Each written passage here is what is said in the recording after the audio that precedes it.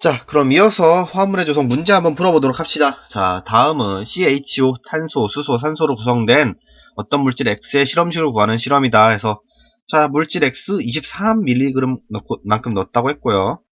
자, 이때 CaCl2를 채용관 지나가고 NaOH 채용관 이렇게 지나간다 그랬어요. 자, 그럼 CaCl2에서 뭐 흡수된다? 우리 배웠죠? H2O, 물 흡수된다. 그리고 NaOH에서는 이산화탄소 흡수된다 그랬죠? CO2 흡수.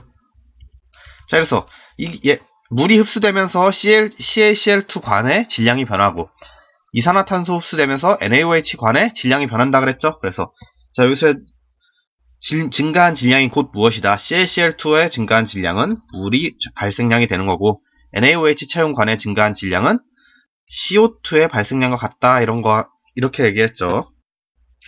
자, 그러면 우리가 여기서 물이 발생을 할 때 물에서 나오는 이 수소, H는 어디서 온 거다? 전부 다 물질 X에서 온다, 여기 H에서 온다 하는 거고, CO2에서 탄소는 어디서 오냐 하면 또 물질 X에 탄소에서 온다, 이렇게 얘기를 할 수가 있죠. 즉, 이 H2와 CO2의 발생량을 통해서 물질 X에 탄소와 수소가 얼마만큼 있는지 구할 수 있다 얘기를 할 수가 있는 거죠. 그러면 우리 탄소부터 한번 봅시다. 탄소는 얼마만큼 있냐 얘기를 하려면, 자, 증가한 질량이 44고, 자, 이만큼의 CO2 중에서 탄소의 양은 얼마나 될까 계산을 해야 되니까 질량비 곱해주면 되겠죠. CO2 전체 분자량 계산하면 44죠. 44분의 탄소의 원자량 12죠. 12 이렇게 곱해주면 얘랑 약분되고 남는 거 12mg만큼이 탄소다 얘기를 할 수 있고요. 이어서 수소 구하면 되죠. 수소.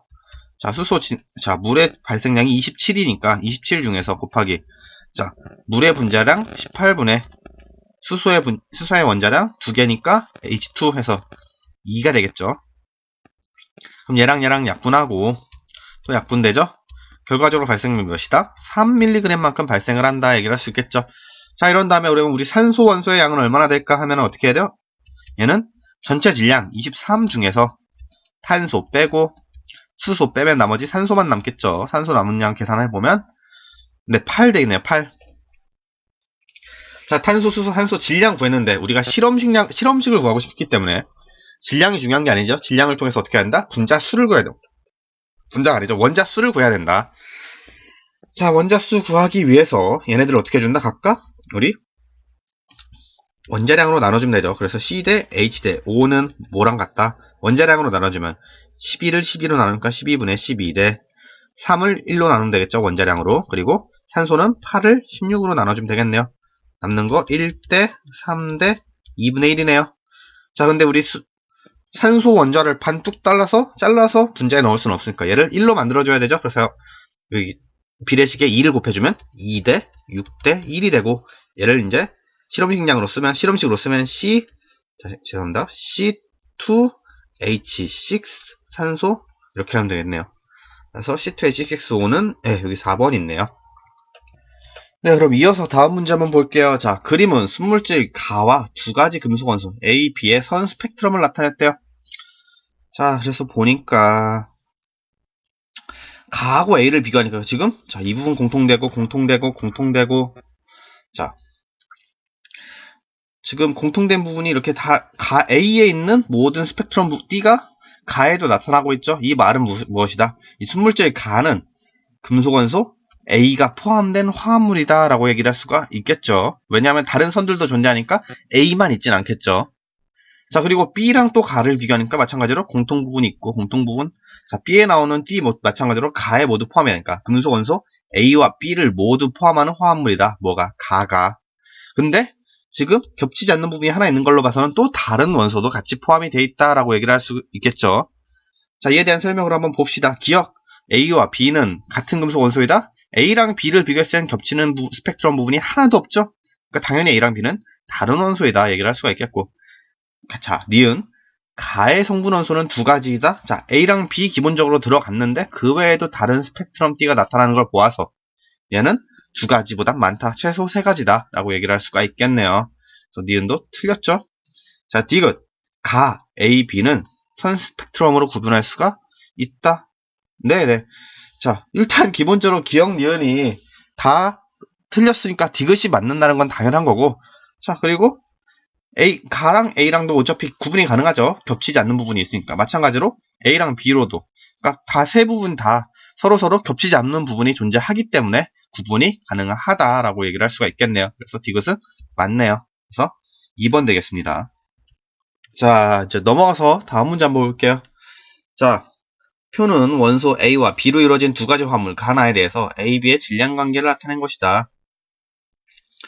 자, 먼저 보시면은, 자, 원자량이 A는 14고 B는 16이라 그랬네요. 자, 보시면 가는 그러면 A의 질량 7g 있다는 거냐, 몇 몰 있다?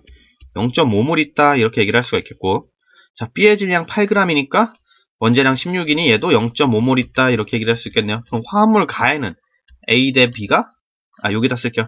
A 대 B의 비율이 1대1이겠네요. 그럼 나도 마찬가지로 살펴봅시다. 나도 A의 질량 7g 있으니까 0.5몰 있고, 자, B의 질량을 보니까 B는 12g이 있네요. 12g이면, 원자량이 16이니까, 자, 16분의 10이니까 4분의 3이죠. 4분의 3이면, 뭐 0.75몰 이렇게 되겠네요. 그럼 분자량의 B가 어떻게 돼요? 2대 3이다 얘기를 할 수가 있겠네요. 분자량이 아니라 원소 수의 B가. 자, 이에 대한 설명으로 옳은 것만에 보기에서 묻는 대로 고르래요. 기억. 나의 실험식은 A2, B3이다. 실험식은 비율만 나타낸 거라고 했죠? 근데 A 대 B가 지금 2대 3으로 조성이 돼 있으니까 기억 맞겠죠? 자, 니은. 자, 원자 한 개와 결합하는 B의 수의 B는 다가 나보다 많다. 자, 지금 보시면은 간단하게 얘를 좀 압축시켜주면 되겠죠? 2대 3이니까 1대 1.5 이렇게 만들어주면 되겠죠? 그럼 A 하나에 가는 B 하나가 결합하지만 나 같은 경우는 A 하나에 B 1.5개가 결합하니까 나가 더 많다라고 얘기할 수 있겠죠. 그래서 니은 틀렸네요. 자, 디귿 1g에 들어가는 원자의 수는, 자, 1g에 더 많은 수의 원자가 들어가려면 이건 무슨 뜻이에요? 더 많아지려면 분자량 또는 여기서 모르니까 화학식량이라고. 화학식량이 더 작아져야 화학식량이라고 해도 될까요? 네, 화학식량이라고 일단 얘기를 할 수 있겠죠. 화학식량이 더 작아져야 1g에 더 많은 숫자의 원자가 들어갈 수가 있겠죠. 왜? 원자가 더 가벼워져야 1g 안에 더 많은 숫자의 원자가 들어갈 테니까요. 자, 근데 가랑 나 우리 원자량 또는 분자량 알 수가 있나요? 알 수가 없죠. 왜냐하면 지금 우리가 알고 있는 A의 질량, B를 질량을 통해서 구한 건 뭐예요? A 대 B, 원자수의 B를 나타내고 있죠? 자, B를 통해서 알 수 있는 건 뭐다? 얘를 통해서 알 수 있는 건 실험식이다, 실험식. 즉, 몇 대 몇의 비율로 들어가는 것만 알 수 있지, 가의 원자 하나에 A가 100대 100으로 들어갈지, 50대 50으로 들어갈지 정확히 알 수가 없다는 거죠. 그쵸? 어차피 100대 100이나 50대 50이나 결국은 1대1이죠. 실험식의 B는 같지만, 결국 분자량을 따지려면 A 50개, B 50개가 들어가면 총 원자가 이제 질량이 더 가벼워지는 거죠. 왜? A 100개, B 100개 들어가는 것보다. 즉 우리가 정확한 분자량을 알 수가 없기 때문에 디귿은 우리가 판별할 수가 없게 된다는 거죠. 예를 들어서 자, 가 같은 경우는 A 50개, B 50개가 결합해서 만들어진 분자야. 그런데 나 같은 경우는 그냥 말 그대로 A 2개, B 3개 결합해서 만들어진 분자야. 그러면은 당연히 가가 더 무겁게 되는 거죠. 그래서 1g에 들어있는 원자 수의 B는 나가 더 많아질 테고. 따라서 우리는 실험식량밖에 모르므로 디귿은 우리가 판별할 수가 없다. 그래서 맞는 거 기억만 되겠네요. 자, 넘어가서 다음 문제 봅시다. 자, 그림은 자, X 8.4g이 충분한 양의 산소와 반응을 할 때 그 시간에 따른 XO3의 질량을 나타낸 것이다. 알겠어요? 자, 즉 XO3의 이거 문제가 약간 잘못 나온 것 같은데, 이거 같은 경우는 지금 그래프가, 자, XO3하고 산소 넣고 천천히 반응을 시켰다면 사실 XO3 전체의 질량은 0부터 시작을 해서 이렇게 진행이 됐어야겠죠?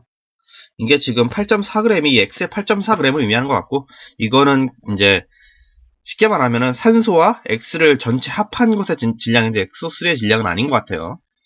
근데 뭐 일단 의미상으로는 우리가 대충 무슨 얘기를 하고 싶은 건지는 이해가 가니까 한번 문제를 풀어보도록 하죠.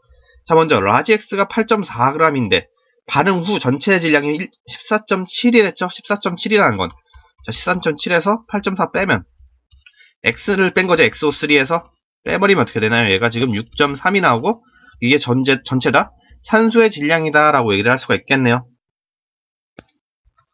자, 그럼 산소가 지금 6.3g만큼이 반응했다는 건데, 그럼 얘를 원자량으로 나눠주면 어떻게 된다? 산소의 몰수가 나올 수 있겠죠? 그럼 몰수 구해봅시다. 16 나누기 6.3,